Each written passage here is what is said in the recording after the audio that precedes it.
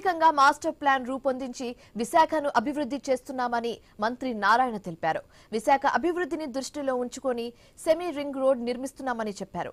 రాంబిల్లా నుంచి భోగాపురం వరకు 102 కిలోమీటర్ల మేర రింగ్ రోడ్ నిర్మాణం చేపడుతున్నామని చెప్పారు. VMRDA మాస్టర్ ప్లాన్ పై అధికారులతో సమీక్ష నిర్వహించారు. ఎమ్మెల్యేల నుంచి అందిన వినతుల్లో 90% వరకు పరిష్కరించినట్లుగా తెలిపారు. 14,000 కోట్లతో తాగునీటి ప్రాజెక్టు వస్తుందని చెప్పారు.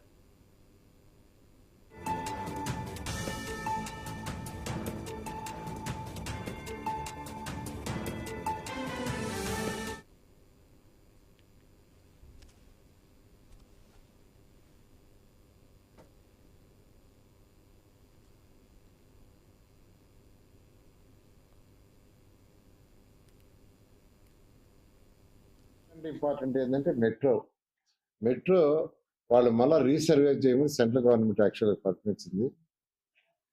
అది యాక్చువల్గా సర్వే బహుశా నెక్స్ట్ మంత్కి అది కూడా అయిపోతుంది.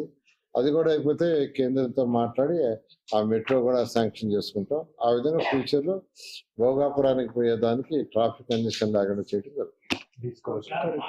బీచ్ కారిడార్ ఒకటి వస్తుంది యాక్చువల్గా రోడ్డు, అది వస్తే ఇంకా కంజెషన్ బాగా తగ్గుతుంది. ఆ రోడ్లు కూడా ఫైనల్ స్టేజ్లో ఉన్నాయి.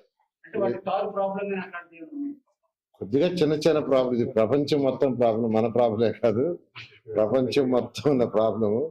దానికి తగ్గట్టుగా ప్రభుత్వం కూడా డెసిషన్ తీసుకుని వాళ్ళకి ఏర్పాటు చేస్తుంది.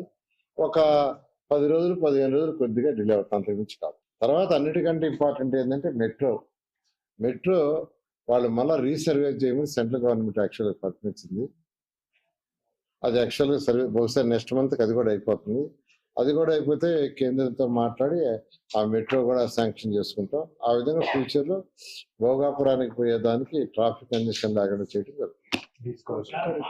బీచ్ కారిడార్ ఒకటి వస్తుంది యాక్చువల్గా రోడ్డు, అది వస్తే ఇంకా కంజెషన్ బాగా తగ్గుతుంది. ఆ రోడ్లు కూడా ఫైనల్ స్టేజ్లో ఉన్నాయి. కొద్దిగా చిన్న అలాగే విశాఖ ఎకనామిక్ కారిడార్ ఆధారంగా సమీక్ష సమావేశం జరిగింది. మంత్రి కొండపల్లి శ్రీనివాసరావు తెలిపారు.